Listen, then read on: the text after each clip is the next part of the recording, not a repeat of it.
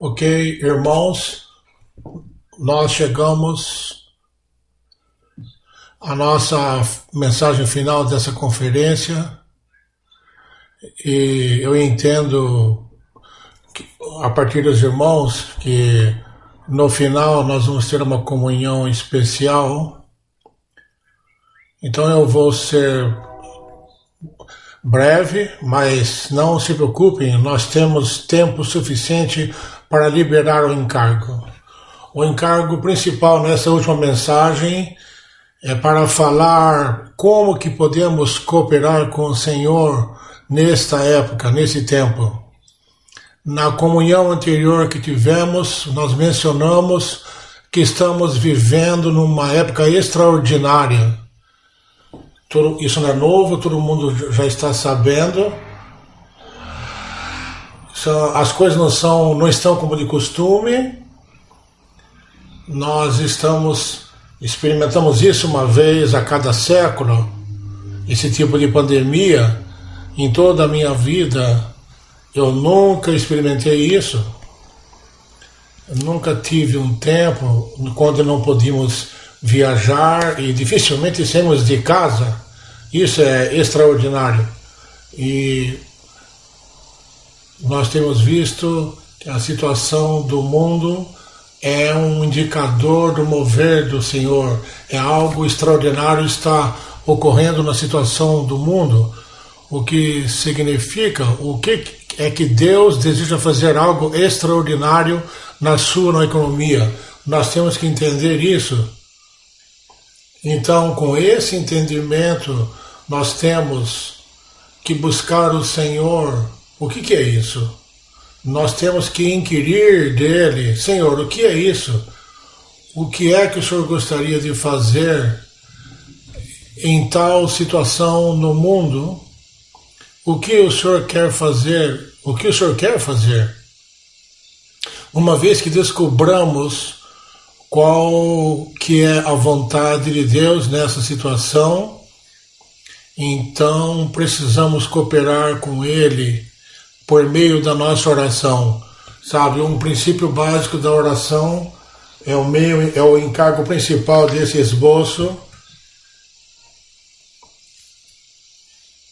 é que a verdadeira oração, ela não se origina de nós, mas a oração eficaz, ela se origina com a vontade de Deus. E a oração que Deus ouvirá, sempre ouvirá, é a oração que é segundo a sua vontade.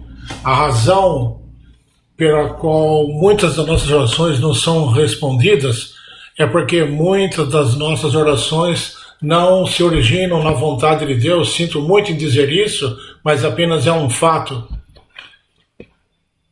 Que muitas das palavras que nós chamamos de oração, na verdade não são oração, não aos olhos de Deus. Há algum tipo de pedidos, algum tipo de pedir ao Senhor por algo, mas não é aquilo que Deus consideraria uma oração. Espero que vocês entendam isso. A oração, na verdade, não muda nada. Por favor, não me entendam mal. Mas você pode pedir para o Senhor fazer alguma coisa 1 milhão de vezes. Se isso não for a vontade dele, isso não vai mudar a sua vontade. Não vai mudar a mente dele. Então, o princípio básico da oração é que precisamos entender qual é a vontade de Deus. É por isso que recentemente, eu espero que vocês tenham ouvido ou ouvirão, que nós tivemos um treinamento de irmãos responsáveis, cujo tema foi a vontade de Deus. E a vontade de Deus, ela tem que ser feita conhecida para nós, de tal forma que quando oramos em harmonia com a vontade de Deus, e não contra a vontade dele, ou a partir partir do nosso próprio pensamento de oração. Eu gostaria de ler com vocês algumas citações muito curtas desse livro, O Ministério de Oração da Igreja, pelo irmão Watchmani, como um tipo de introdução ao encargo desse esboço. O Ministério de Oração da Igreja, tudo isso está no capítulo 1. O Ministério de Oração da Igreja é uma oração na terra que resulta em um mover no céu. Sabe, Deus tem um princípio de operação na sua economia. Eu não sei porquê. Você tem que perguntar para ele por quê. Ele não vai se mover até mesmo para fazer a sua própria vontade, até que ele ganhe uma vontade humana que esteja em harmonia com a sua vontade. Ele não vai se mover sem isso. Ele não vai se mover separado da igreja. Se a igreja não se mover, ele não se move. E isso é os seus princípios de levar a cabo a sua economia. Uma outra citação.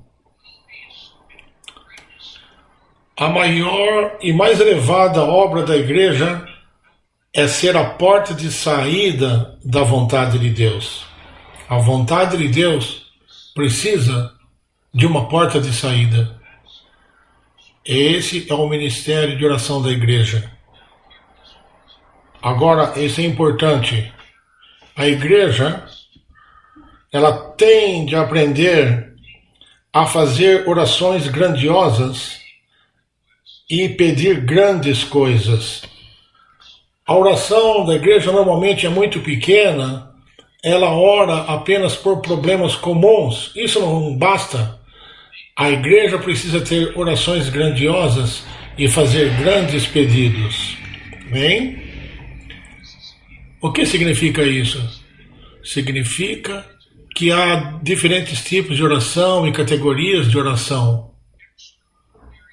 Em tempos extraordinários, igual ao que nós estamos vivendo, eles pedem por orações extraordinárias. Nós não podemos fazer orações comuns em tempos que não são comuns. Ok? Deixa eu prosseguir na leitura. O ministério da oração da igreja, não orações pequenas, mas são aquelas que desbravam o caminho para Deus. A igreja deve fazer orações grandiosas, orações sérias e orações fortes. Eu penso que é suficiente essas citações sobre a palavra de oração. E na conferência do Memorial Day vindoura, nós teremos uma mensagem sobre oração. E acontece que eu mesmo vou ser quem vai compartilhar aquela mensagem. Então ela será totalmente desenvolvida naquela mensagem. O que estamos falando aqui é cooperar com o ministério celestial de Cristo para o mover final de Deus. E lembrem-se, o que nós dissemos é que é o mover final de Deus. Já foi restaurada a pregação do Evangelho, já foi restaurada, ele já restaurou o ensinamento das verdades, a vida prática adequada da igreja, segundo a maneira ordenada por Deus. É por isso que dizemos com certeza que estamos vivendo num tempo final. Porque há uma coisa que está faltando ser restaurada, está sendo restaurada, isto é, o Senhor está ganhando vencedores.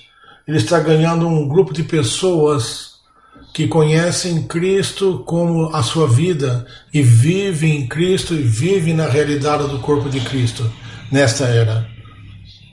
Uma vez que ele tem um número adequado desse tipo de pessoas, essa era será encerrada, será consumada. Então nós sabemos quão próximos estamos dessa era. Nós não sabemos o quão próximo, só o Senhor sabe. Então, como que nós podemos cooperar com o Ministério Celestial de Cristo para o mover final de Deus neste tempo na história? Como podemos? Bem, nós já falamos de uma maneira principal de cooperar, uma maneira principal de cooperação é que nós cooperamos com o Senhor na propagação das verdades divinas, de acordo com a profecia e Apocalipse 4 e 5.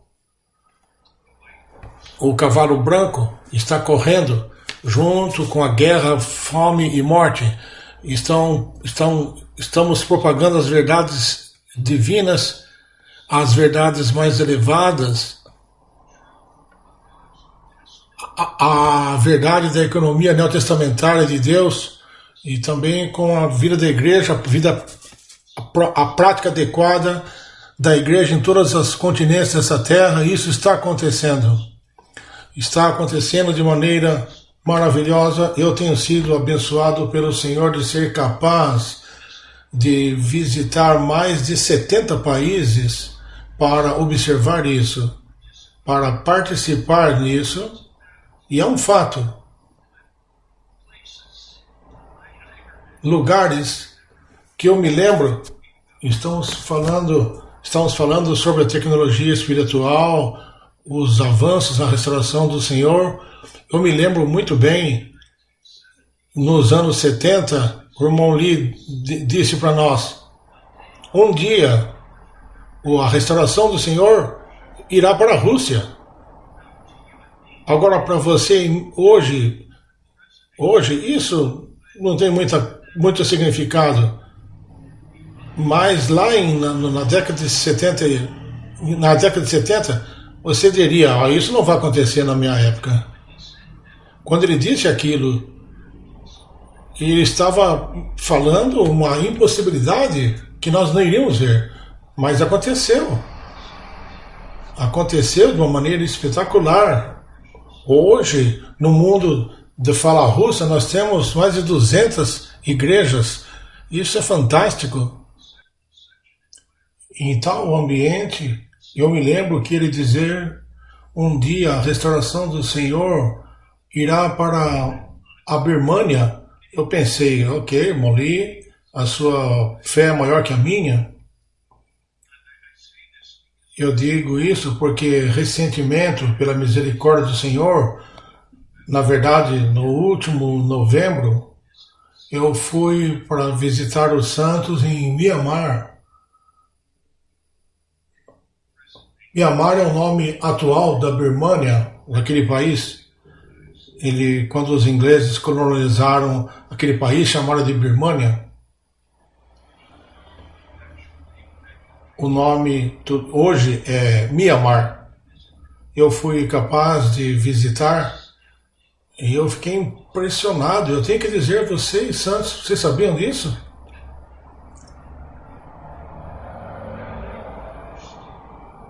Eu sou o primeiro cooperador do Ocidente para visitar a Birmânia.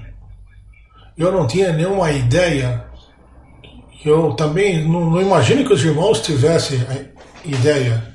Mas nós temos 79 igrejas naquele país, Myanmar. Nós temos um treinamento de tempo integral lá com 100 treinandos. Nós temos 3.000 santos naquele país. Nós temos que perceber, Myanmar não é um país cristão, é um país budista. A segunda maior religião lá é o Islã, que é algo ao redor de 15% do país. Cristianismo é uma porção muito, muito pequena naquele país. E todavia, nós temos 79 igrejas locais naquele país. Não é maravilhoso? Na verdade é maravilhoso. Então essa propagação da verdade, da propagação das igrejas, da vida da igreja, realmente está avançando. Mas eu digo a vocês, obviamente, nem todos nós podemos viajar para todos esses países e participar daquela maneira do mover do Senhor, mas há uma maneira que cada um de nós pode e deve participar. E essa é por meio do Ministério de Oração da Igreja. Eu estou tão feliz que os cooperadores da América do Norte iniciaram esse encargo, que recentemente nós tivemos 30 dias de continuação contínua. Eu espero que você tenha participado e tenha desfrutado. Não é algo que nós fazemos todo o tempo, não é isso? Nós não podemos. Não podemos sempre fazer isso, mas eu ainda digo. Mas nós não estamos vivendo numa época normal, estamos numa época extraordinária. Então, nós temos que fazer as coisas diferentes nessa época. O país está fazendo coisas diferentes. As pessoas que fabricavam automóveis hoje estão fabricando ventiladores, respiradores, porque estão vivendo numa época extraordinária. Nós estamos nessa época. Esse é o tempo em que nós devemos buscar o Senhor. Como que nós cooperamos com Ele nessa época e neste ambiente? Isso é algo novo e as coisas não são como de costumes. Então nós devemos fazer o que nós fazíamos antes. Até mesmo a nossa oração não deve ser a mesma que de antes, porque estamos vivendo num tempo diferente. Esperamos que todos possamos ver isso. Então vamos entrar agora no esboço. Os primeiros pontos são um tipo de fundamento para o último ponto que fala sobre oração. Agora, Romano 1. Precisamos cooperar com o ministério celestial de Cristo a fim de assumirmos nossa responsabilidade relacionada à situação mundial final, ao mover final de Deus e à restauração final do Senhor. Eu estava tendo comunhão com os irmãos antes da reunião. Sabe, nós entendemos que você ouve essa palavra, há uma possibilidade para a situação final do mundo. Parece muito pesado, uma coisa muito pesada. E como eu disse a vocês na última sessão, eu não sou diferente de vocês. Eu falei com o Senhor muitas vezes.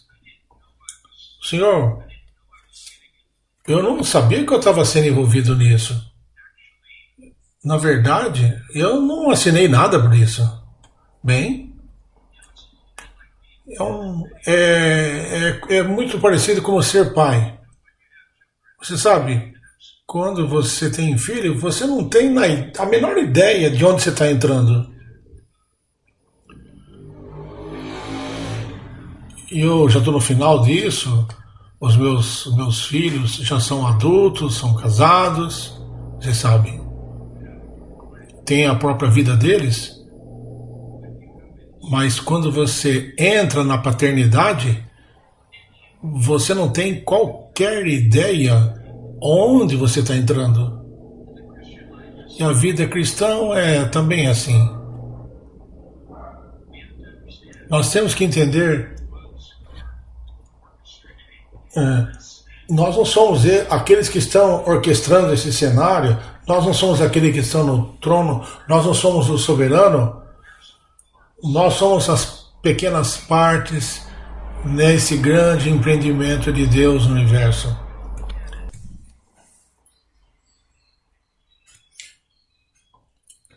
E não olhe isso como um fardo, olhe como um privilégio. Que privilégio! Igual aquele hino que diz, nunca fale de sacrifício. Não é um sacrifício. É um privilégio, é um indizível ser dele a qualquer custo. Há duas maneiras de olharmos isso. Você pode olhar isso como um sacrifício ou você pode ver isso como um privilégio. Eu espero que olhemos isso como um privilégio. Ok? Ponto A.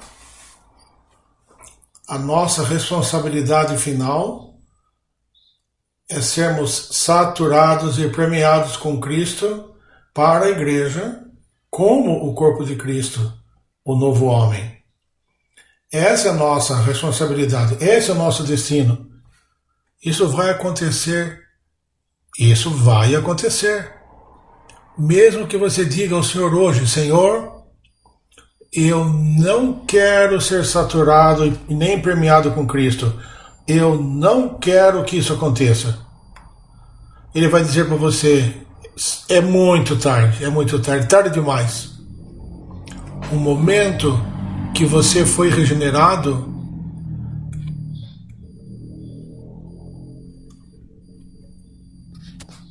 e aquilo se tornou absolutamente certo que você vai ser saturado e permeado com Cristo. A única pergunta é quando? Vai acontecer mais cedo ou vai acontecer mais tarde? Então vamos cooperar para que isso aconteça mais cedo. B. Nossa responsabilidade final é sermos uma testemunha viva de Cristo em nosso viver diário e nos reunirmos em nossa localidade de tal maneira para que possamos ser o corpo, o novo homem, o candelabro e a noiva. Sabe, eu mencionei esse ponto antes, ser uma testemunha viva de Cristo na situação atual. Eu quero tornar isso prático e aplicável a nós. Eu diria que a maneira que nós reagimos a essa situação mundial é diferente. Nós não temos a mesma ansiedade, nós não temos o mesmo medo que as pessoas do mundo têm. A nossa confiança, perdoe por dizer isso de maneira franca, a nossa confiança não está na medicina, a nossa confiança não está nos médicos, a nossa confiança não está nos economistas, a nossa confiança não está no poder na economia americana e nem no poderio militar americano. A nossa confiança está em Deus e por causa disso nós não temos nenhum medo, nenhuma ansiedade. E isso significa que nós podemos viver no meio desse ambiente de uma maneira muito, muito diferente do que todos os demais. Isso seria um bom testemunho para os nossos parentes, para os nossos amigos, para os nossos cooperadores. C. Nossa responsabilidade final é carregar o testemunho de Jesus. Isso é a expressão do Senhor, tanto no nosso viver diário como na vida da igreja, que nós sejamos candelabros de ouro em toda a terra, resplandecendo com a expressão de Cristo. T. Nossa responsabilidade final é propagar o testemunho de Jesus pelo estabelecimento de igrejas locais como candelabros de ouro. Estou tão feliz que nesses dias nós temos comunhão e no final dessa reunião vamos ter ainda comunhão sobre essa propagação dos candelabros nos Estados Unidos. Sabem, a restauração tem estado nesse país por 50 anos e passamos muitos anos sem muita propagação. Eu sinto muito dizer isso, mas é isso aí. E agora, os cooperadores, nos últimos anos, têm pego esse encargo, que é a propagação das igrejas, das verdades, da vida da igreja nos Estados Unidos. E eu espero que vocês, santos,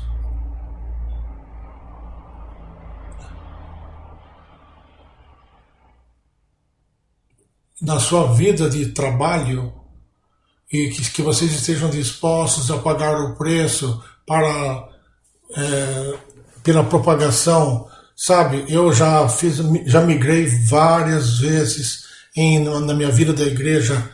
A última vez foi há 5 anos atrás. Eu estou ficando velho. Eu acho que provavelmente eu só tenho uma migração que está sobrando em mim. Só o Senhor sabe. Mas, sabe, precisamos que os santos que estão na idade de trabalho, que estejam dispostos. Você pode pensar, oh, isso é difícil, é tão difícil. Não, eu mudei em todo esse país quando eu tinha 31 anos de idade. Eu tinha um bebê recém-nascido. Isso pode ser feito. Eu espero que nós participemos nessa propagação das igrejas. O que mais nós temos que fazer com a nossa vida? Sabe, nós temos preferências. Eu vivo agora no Noroeste. Eu não vou viver aqui para sempre, mas é agora que eu estou vivendo. É um lugar muito agradável de estar aqui, eu gosto muito. Eu não tenho nenhuma intenção de ficar aqui. Eu vou onde o cordeiro for. E espero que todos nós tenhamos essa atitude, que vivemos para o conforto, nós estamos vivendo pelo nosso prazer, não estamos vivendo pelo clima, pelo ambiente, pela economia. Nós estamos vivendo para as igrejas locais como os candelabros de ouro. E isso deve ser assim. Caso contrário, como é que o senhor vai atingir a meta nesta era? Eles precisam que alguns cooperem com ele.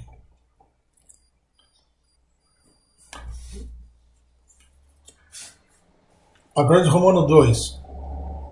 A fim de levarmos nossa responsabilidade no mover final de Deus, precisamos conhecer e experimentar Cristo como o centro da administração divina, segundo a economia eterna de Deus. Então, isso nos traz de volta essa visão do trono. Precisamos conhecer o Cristo que está no trono. Precisamos conhecer o Cristo que é o centro da administração do universo. Porque nós tomamos a direção do trono. Quando falamos sobre cooperar com o ministério celestial de Cristo para o mover final de Deus, uma das perguntas desta tarde, que eu ainda não entrei nela, está falando sobre migração. E dizemos, se precisamos migrar, para onde vamos migrar? Para onde devemos migrar? Essa direção precisa vir do trono. Sabem? Deixa eu colocar dessa forma. Quem pode dizer o que é mais importante, ir para esse lugar ou aquele lugar? Quem está qualificado para dizer isso? Somente Cristo, como o centro da administração divina? Eu não posso dizer esse lugar tem uma prioridade maior do que aquele lugar, ou aquele lugar tem uma prioridade maior. Como é que sabemos disso?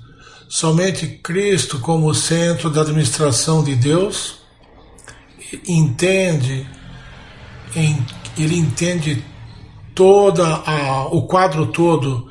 Então devemos ir a ele quando consideramos como que propagar as igrejas locais, como migrar segundo o seu mover.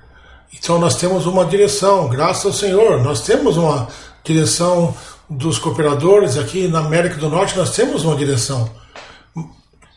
Mas ainda precisamos ir ao Senhor e perguntar para Ele, qual que é a minha parte? sabe? Não diga. Os irmãos disseram que nós deveríamos ir para essa cidade, então vamos. Então, ok, por um lado isso não é mal. Você seguir a direção dos irmãos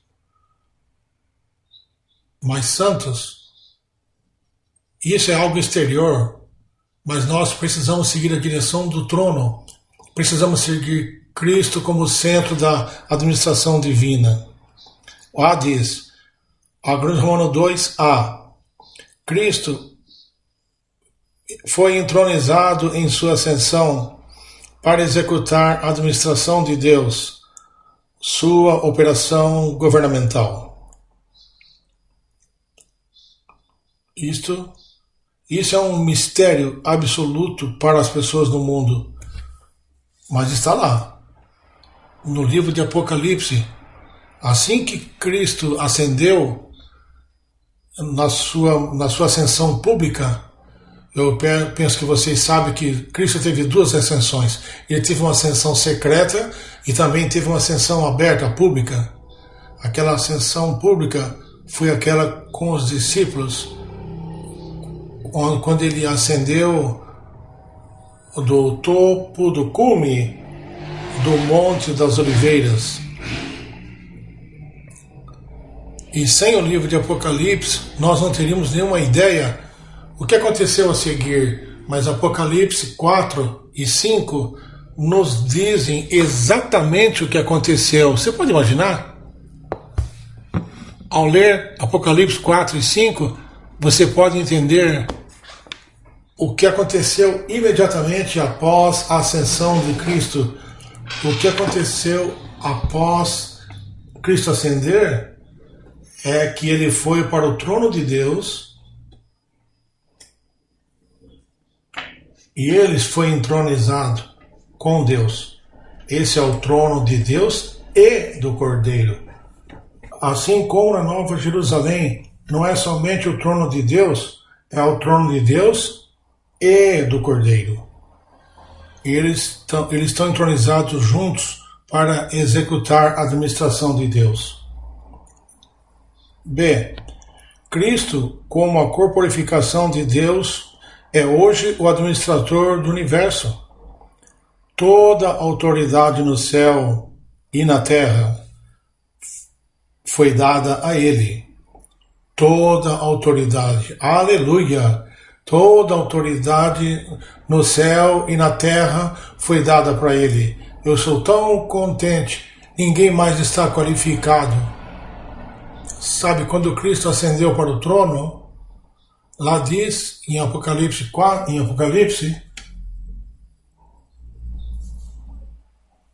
deixa eu ler para vocês, se me permitem.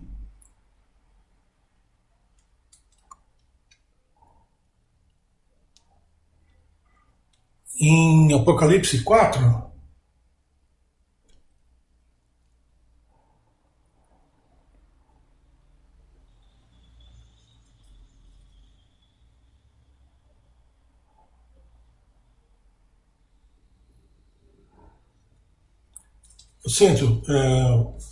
capítulo 5, versículo 2, eu vi um anjo forte que proclamava em alta voz, quem é digno de abrir o livro e de desatar os seus selos? Talvez eu devesse começar com o versículo 1. Eu vi na mão direita daquele que estava sentado no trono um livro em forma de rolo, escrito em ambos os lados, lacrado com 7 selos. E vi um anjo forte que proclamava em alta voz, quem é digno de abrir o livro e de desatar os selos? E ninguém no céu, nem na terra, nem debaixo da terra, podia abrir o livro ou olhar o que estava escrito nele. E eu chorava muito, porque ninguém foi achado digno de abrir o livro, nem de olhar o que estava escrito nele. E um dos anciãos me disse, não chores, eis que o leão da tribo de Judá, a raiz de Davi, venceu para abrir o livro e os seus 7 selos. Aquele livro é o desvendar da história divina na história humana. A partir do tempo da ascensão de Cristo até a época da segunda vinda de Cristo, somente o Cristo ascendido pôde abrir aquele livro e ver o que estava nele. E ele fez isso. Ponto C. Após o Senhor ser crucificado e sepultado, Deus o ressuscitou e o pôs à sua destra, fazendo de Jesus o Senhor de todo o universo. Aleluia! Jesus é o Senhor.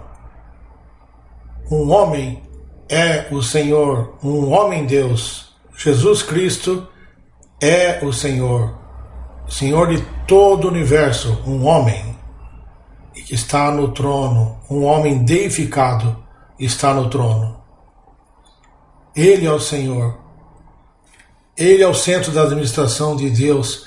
Ele está executando a vontade de Deus e a administração de Deus no universo.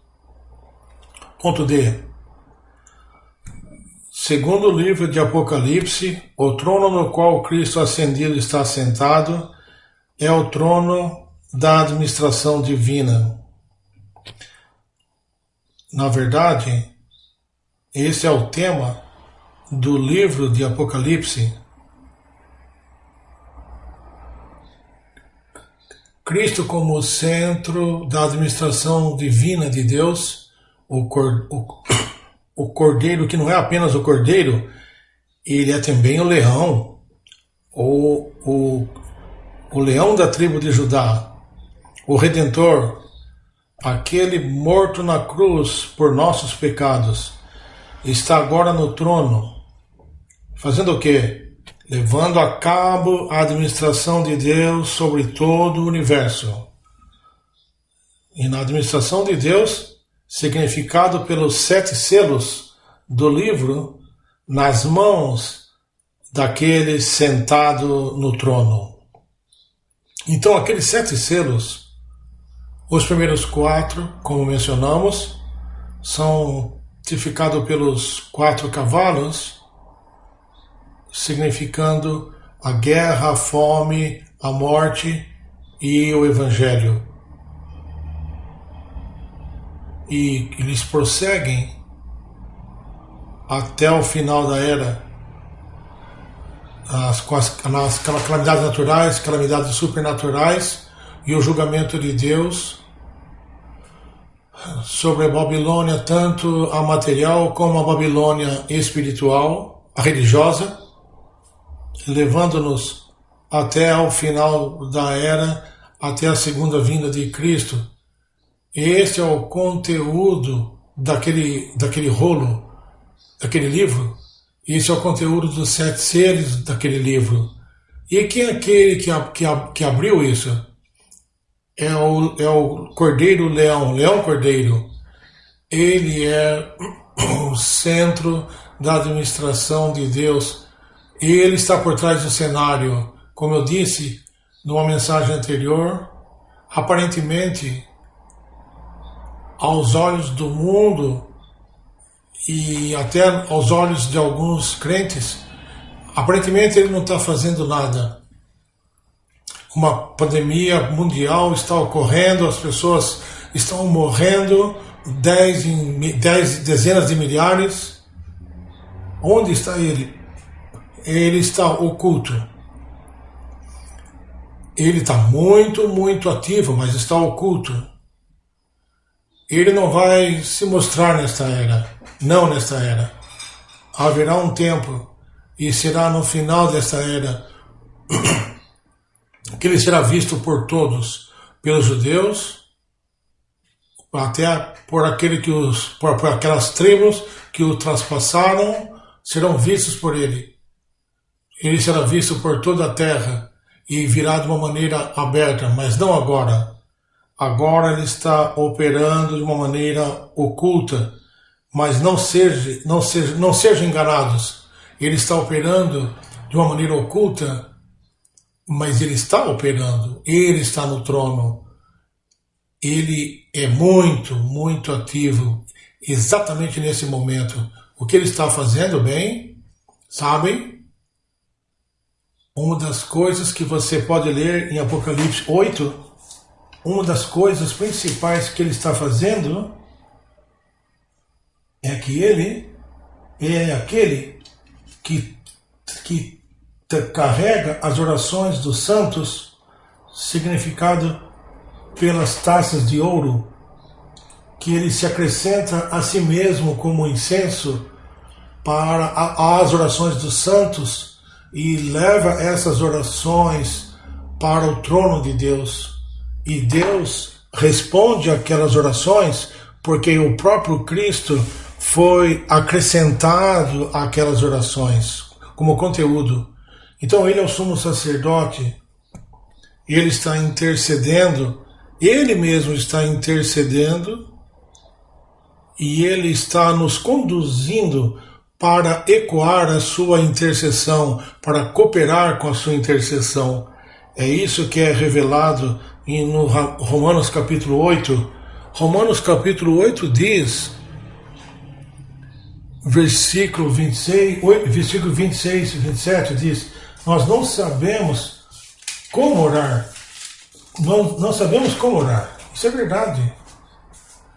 E às vezes, sinto dizer, parece que às vezes nós sabemos, nós nos reunimos e simplesmente oramos, segundo os nossos pensamentos. Bem, eu não vou dizer que isso é errado, mas eu diria que não está totalmente certo também. Romanos 8 diz que nós não sabemos como orar, mas o Espírito que está em nós, que habita dentro de nós, ele intercede por nós.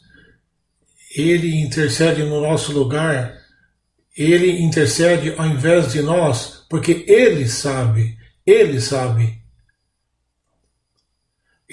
qual é a vontade de Deus e intercede com gemidos que não podem ser exprimidos. Isso é um tipo diferente de oração. Gemidos que não são falados com palavras. Às vezes é muito fácil para nós pronunciarmos muitas palavras, mas, de acordo com Romanos 8, há outro tipo de oração, que é uma oração sem palavras. Sem palavras. Está em nós, e não somos nós que iniciamos a oração. É o Espírito que habita interiormente. Se você ler Romanos 8, lá diz, ou 26 ou 27, que o Espírito intercede. Então no versículo 34 do Romanos 8, fala que Cristo, que está à destra de Deus, à direita de Deus, intercede por nós. Então a nota de rodapé no versículo 34 que diz que essas duas intercessões, a intercessão do Espírito que habita interiormente e a intercessão do Cristo ascendido à direita não são duas intercessões, não há dois intercessores, mas só um. O Cristo que está à direita do trono de Deus e também é o Espírito que habita em nós. Como o Espírito que habita em nós, ele inicia a oração. E como o Cristo ascendido no trono, ele completa a intercessão. Como é que ele inicia a intercessão? É muito interessante. De acordo com Romanos 8, nós cooperamos pela oração, mas não sabemos o que orar. Então diz que o Espírito Ele se une para nos ajudar na nossa fraqueza. Desde que, assim que nós queremos orar e exercitemos nosso espírito para orar, então aquele espírito que habita interiormente, ele se une para nos unir, para nos ajudar a orar. Ele inicia a oração. Então Cristo ascendido à direita do trono de Deus, ele completa a oração. Santos, esse é um tipo de oração que precisamos aprender. Temos que ter essa oração. Apreciamos o hino que cantamos antes dessa reunião. Em Mateus 6, os discípulos pediram ao Senhor: Senhor, nos ensina como orar. Como orar? Parece que sabemos como orar, mas não sabemos.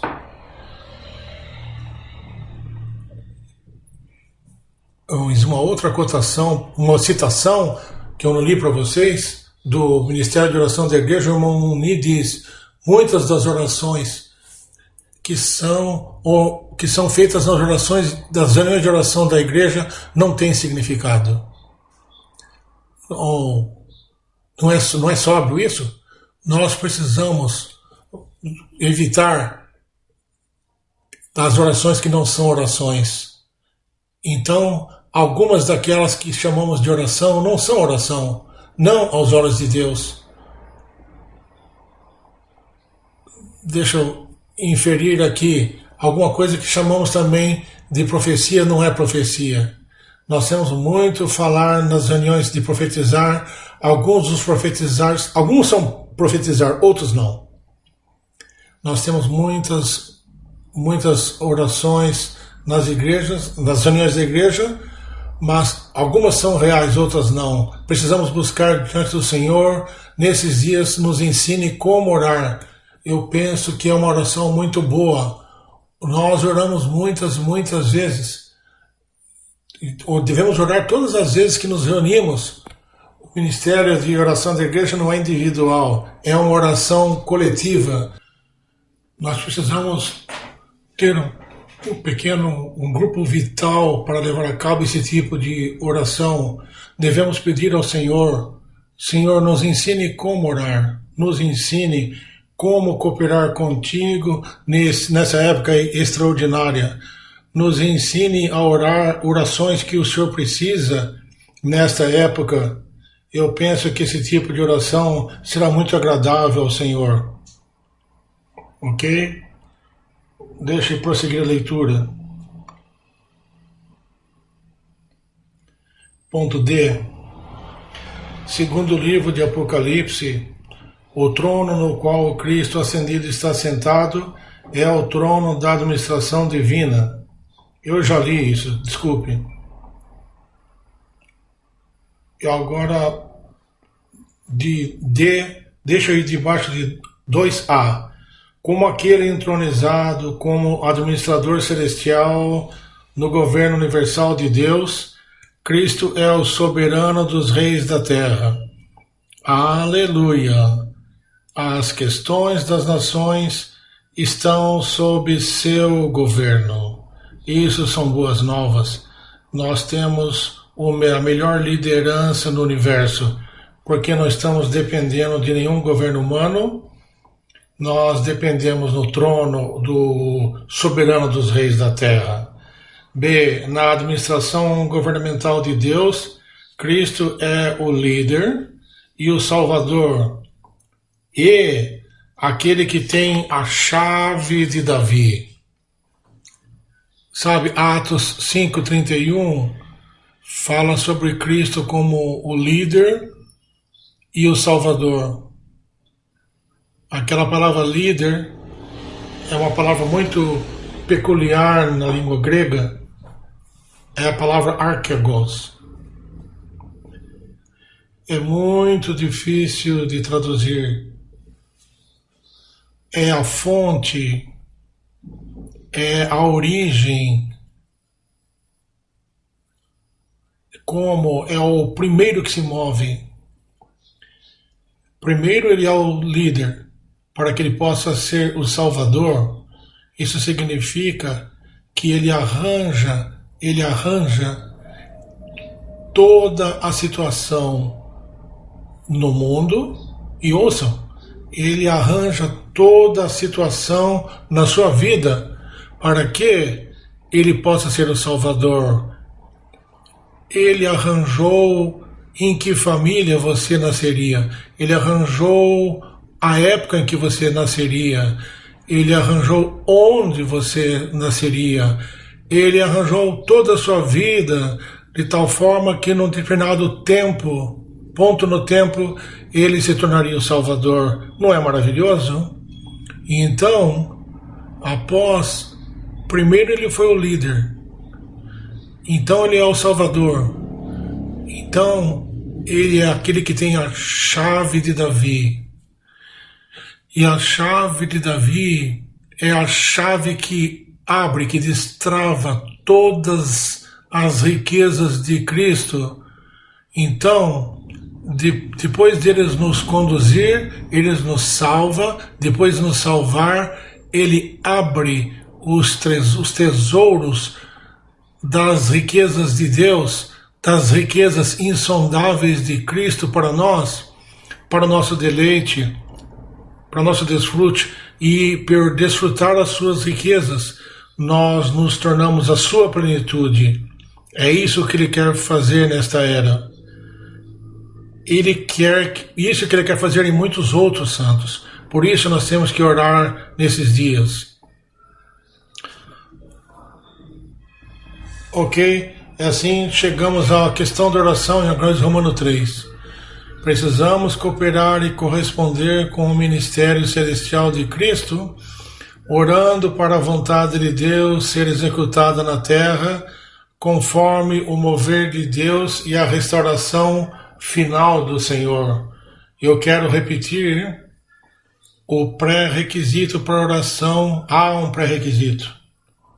O pré-requisito por oração é: você precisa conhecer a vontade de Deus. Se você não conhece a vontade de Deus, como que você pode orar?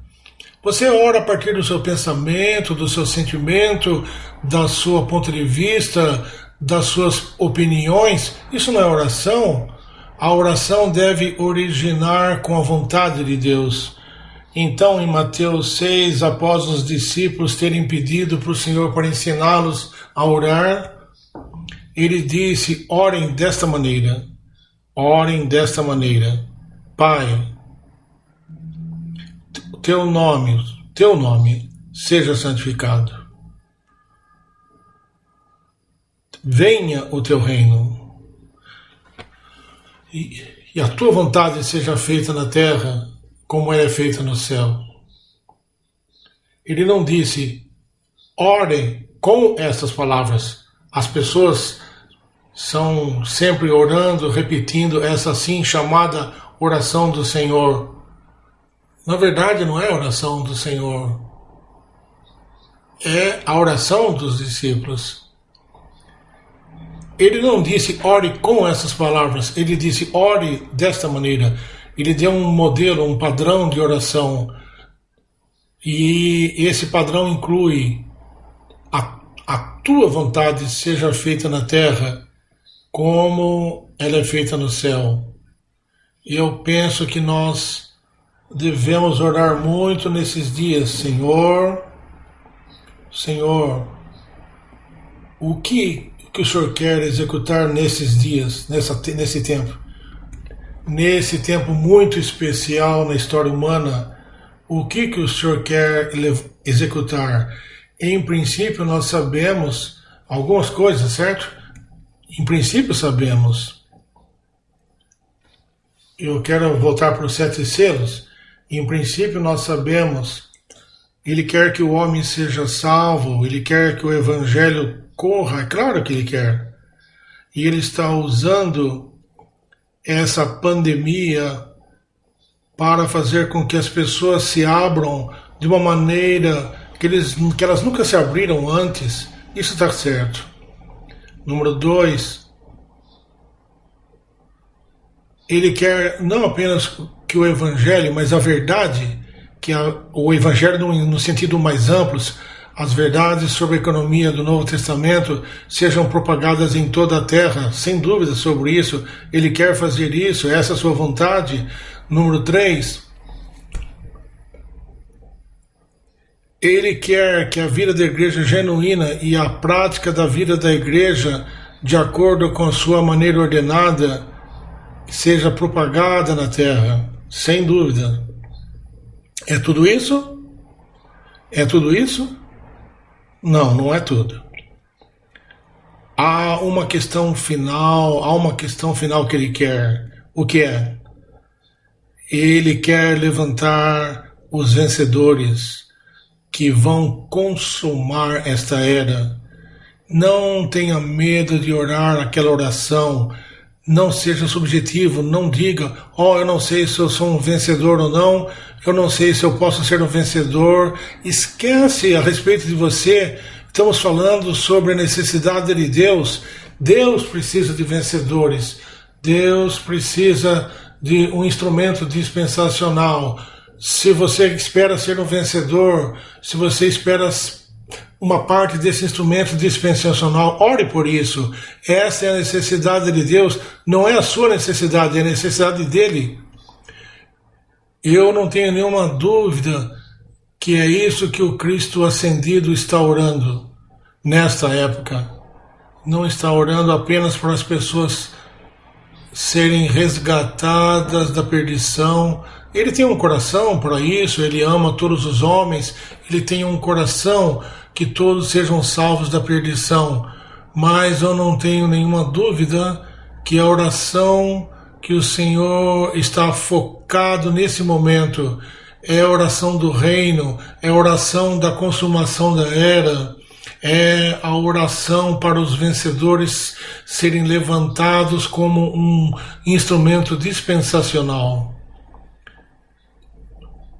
Para completar a sua economia eterna. Que tempo! Que tempo no qual estamos vivendo. Ok, deixa eu ler. Embora Deus tenha uma vontade para todas as coisas, ele não age independentemente. Os seus princípios, na sua economia, ele não vai agir a parte disso. Ao contrário, ele quer que a vontade humana na terra ecoe sua vontade antes que ele faça qualquer coisa. O que ele está buscando? Ele está buscando uma harmonia da vontade humana com a vontade divina. Em Mateus 26, quando o Senhor estava no jardim do Getsêmani, ele orou, todos nós sabemos essa oração que diz: se possível, Pai, se possível, passe de mim este cálice. Todavia, não a minha vontade, mas a tua vontade seja feita. Aquilo significa que naquele momento o Senhor tinha a sua vontade humana natural, que desejava que aquele cálice passasse dele, mas ao mesmo tempo ele entendia que Deus tinha uma vontade. Então ele conscientemente rejeitou a sua vontade humana e conscientemente escolheu a vontade divina. Não a minha vontade, mas a tua vontade seja feita. Você não acha que isso é uma oração que nós devemos orar muito? Muito? Na verdade, aquela oração define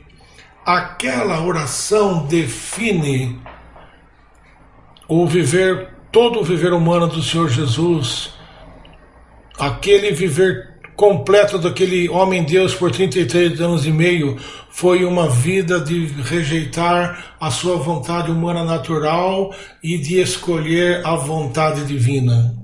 Agora, de novo eu digo, não seja subjetivo, não diga, isso é com ele pode fazer isso, eu não posso.